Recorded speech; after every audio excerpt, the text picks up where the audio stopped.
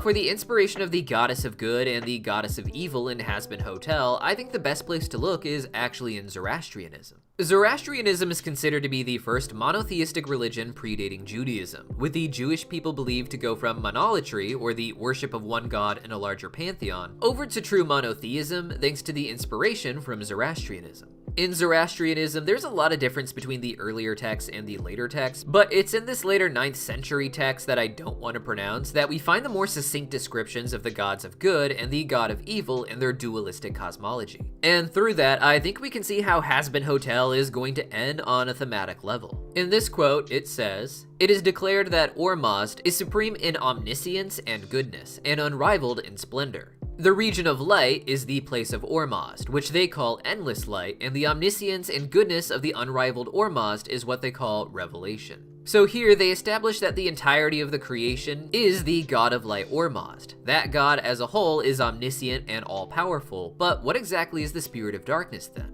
The quote goes on to explain, "Revelation is the explanation of both spirits together.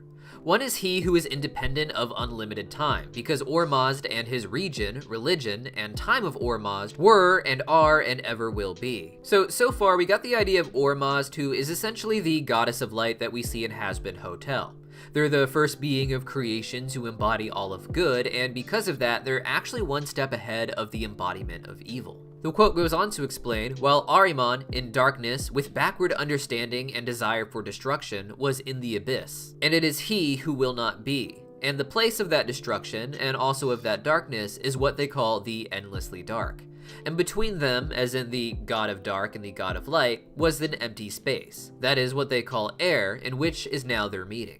So the two exist essentially as this, the creation of good coming first and being the light, and thus casting the shadow as its sort of opposite. It's the separation of the good of creation into one side and the evil into the other that creates the world between light and dark, which in Hazbin Hotel is creation itself. The quote continues to explain, "Both are limited and unlimited spirits, for it's the supreme in which they call the endless light, and the abyss which is endlessly dark, so that between them is a void, and one is not connected with the other. And again, both spirits are limited as to their own selves. And secondly, on account of the omniscience of Ormazd, the god of light, both things are in the creation of Ormazd, the finite and the infinite.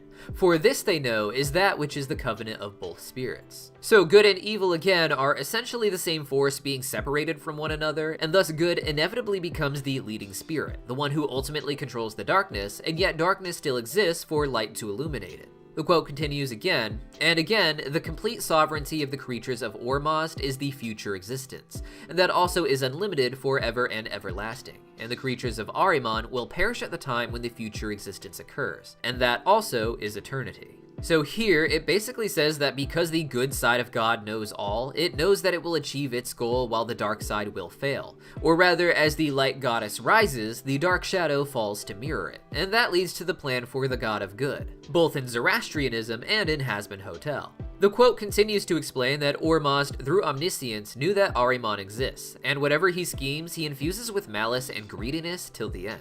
And because he accomplishes the end by many means, he also produced spiritually the creatures which were necessary for those means. And they remained 3,000 years in a spiritual state so that they were unthinking, unmoving, with intangible bodies. So here we have what Hazbin Hotel would call the creation of hell and the creation of the demons within it, but who aren't able to spring into full existence for a period of time, just as hell couldn't come into existence in Hazbin Hotel until later, but only as part of the bigger plan the goddess of good has. The excerpt continues to say, "The evil spirit, on account of backward knowledge, was not aware of the existence of Ormazd, and afterwards he arose from the abyss and came unto the light which he saw. Desirous of destroying, and because of his malicious nature, he rushed in to destroy that light of Ormazd unassailed by fiends. And he saw its bravery and glory were greater than his own, so he fled back to the gloomy darkness and formed many demons and fiends. And the creatures of the destroyer arose for violence." This ends the passage I'd like to read directly, but from here, the story of Zoroastrianism continues with the god of darkness trying to scheme to conquer all of creation,